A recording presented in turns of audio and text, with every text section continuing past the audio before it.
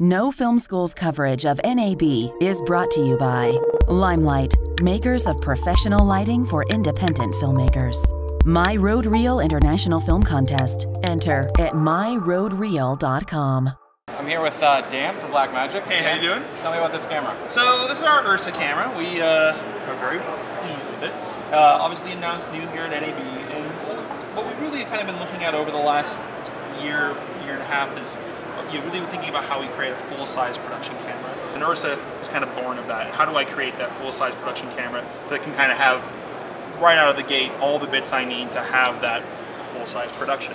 So when we started building this camera, a lot of what we wanted to think about was not only adding these features. People are like, oh, that camera would be great if it had. Obviously that becomes a much bigger camera. One of the other big things we were thinking about is, how do I make this a camera that can be a one-person camera?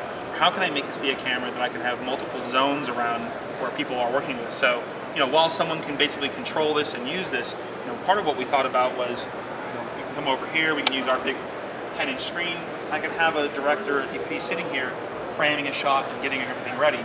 When I move on to my other side here, well, I can have an audio guy hooked up here and adjusting my audio levels, soloing out audio, making sure that's fine. And I can have an assistant sitting here working on focus and pulling focus, looking at how full my actual CF cards are going to be. Right. So one guy can operate it and use all of this, but also if I'm really doing a full production where I've got guys specifically for each job, this is a camera that can be worked around that. So what we wanted to do is we wanted to create it so this is basically a removable, we can pull the whole sensor and the whole lens mount off here.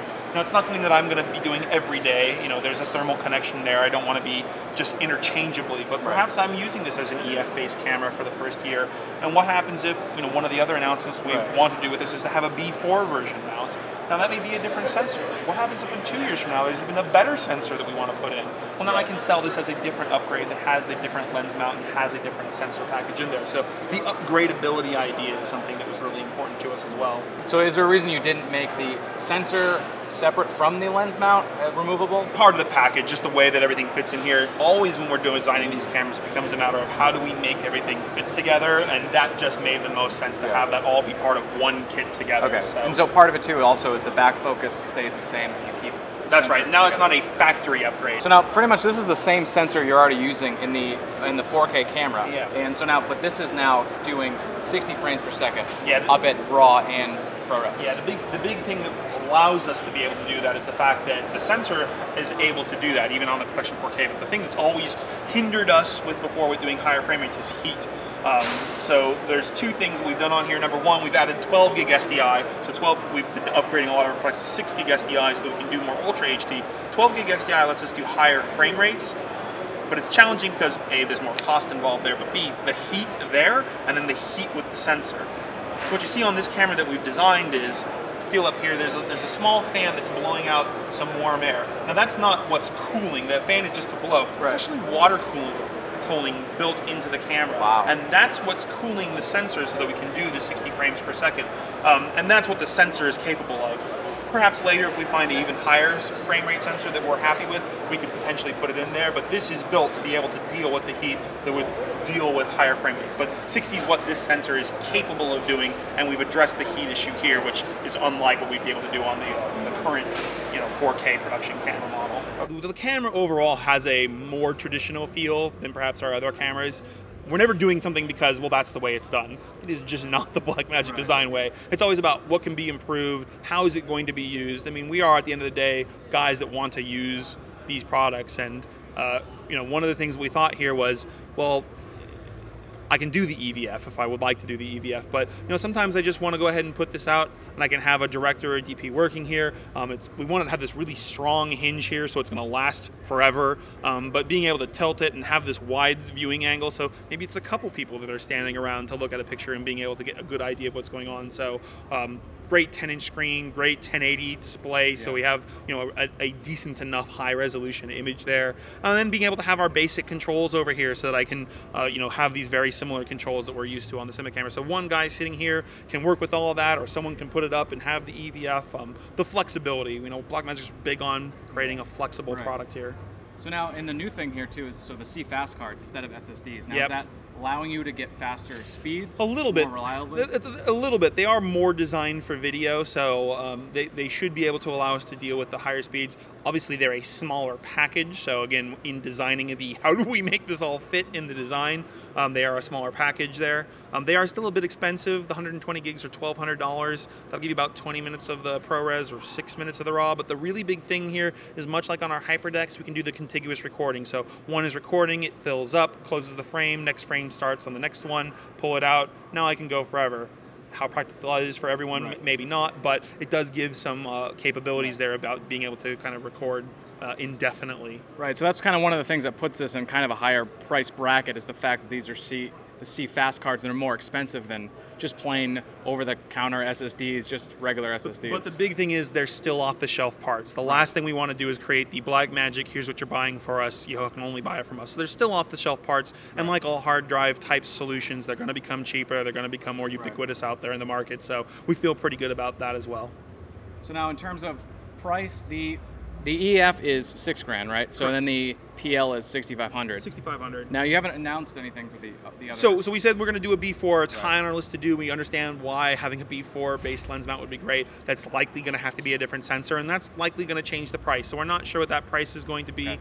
And then as we go forward, we'll figure out what else we want to do with it. But basic body I think is $4,500 is kind of the price here. You're talking about each sensor package is going to be $1,500, $2,000, perhaps more, but that's kind of a rough breakdown of what we expect those kind of price breakdowns to be. So now you're gonna sell these sensor things separately if people want to buy them? Yeah. So let's fast forward 9 months or whatever, and we're gonna say, okay, well here's 3 or 4 SKUs that are going to be this camera with this package, this camera with this package, but then we'll also have to have a SKU which is just the EF with sensor, just the PL with sensor. So there'll be several SKUs that will kind of determine what product you're buying out of the door, or if you're going to buy an extra bit of kit later. So there'll be a little bit of flexibility in there.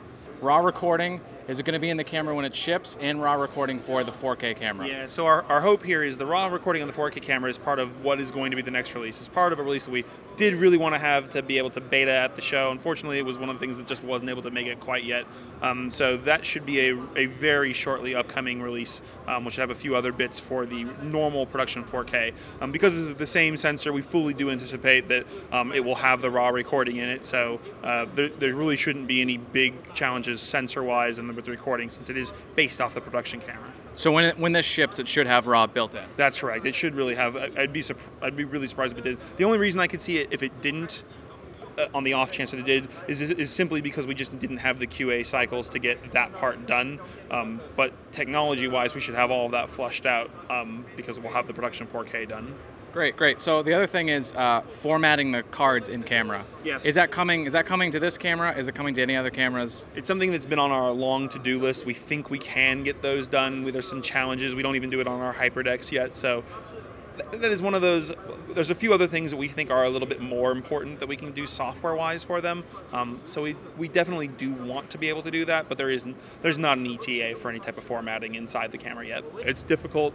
It's difficult for us to say with absolute certainty, and I hate having people say they're planning their whole lives around using this camera in August 1st, and even when we do ship it in July, it's not like I'm going to get 10,000 units shipped over. We'll get several, and then hundreds, and then thousands. So people do have to be aware. Please be aware that it doesn't mean that they're all showing up day one and everyone's going to get a camera, but we do feel pretty good about where we are. Obviously, we're showing them working here. We've got the software done using the same sensor package. So and we want to push ourselves too.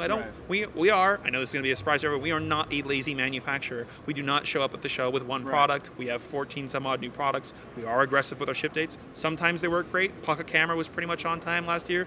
Sometimes they don't. Obviously, the 4K was badly delayed. Right. So do you have a timeline on new firmware updates yet for any of that? The only one that I know of timelines for sure is obviously the next one, which is supposed to do the 4K, and that I believe the debayering for the ProRes, which literally we were hoping to have a beta of today. Just wasn't quite ready yet. Hopefully that'll only be, again, it should have been today, but it's going to have to probably be another couple weeks there.